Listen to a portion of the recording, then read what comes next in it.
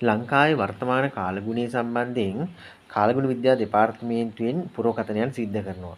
ඒ වගේම ඔයාටත් පුළුවන් ලංකාවේ වර්තමාන කාලගුණය ගැන පොඩි පුරෝකථනයක් කරන්න.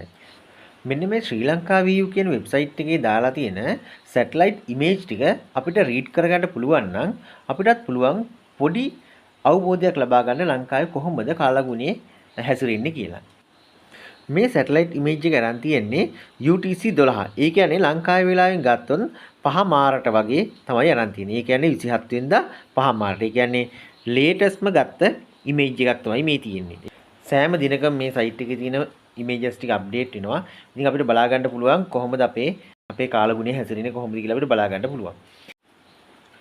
මේ ඉමේජ් එකෙන් පේනවා ලංකාවට උඩින් පිහිටලා තියෙන වායුගෝලයේ කොච්චර ජල ප්‍රමාණයක් එහෙම නැත්නම් වලාකුළු ප්‍රමාණයක් අන්තර්ගත වෙලා තියෙනවද කියන එක.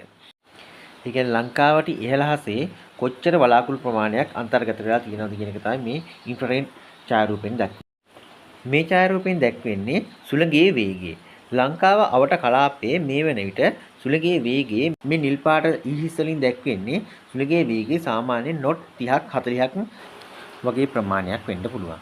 ඒතර ඒ වගේ ප්‍රමාණයකින් සුළඟේ ගමන් කරනවා කියන්නේ මේ ප්‍රදේශයේ සාමාන්‍ය සයික්ලෝන් එකක් වගේ මේ තත්ත්වයට පත් වෙන්න පුළුවන්. ඉතින් එහෙම පත් වෙනවා කියන්නේ අනිවාර්යෙන් ලොකු වර්ෂාපතනයක් මේ ලංකාව සහ ඒ ලංකාව අවට කලාපයට ලොකු වර්ෂාපතනයක් ඇතිවීමේ අවදානමක් තියෙනවා.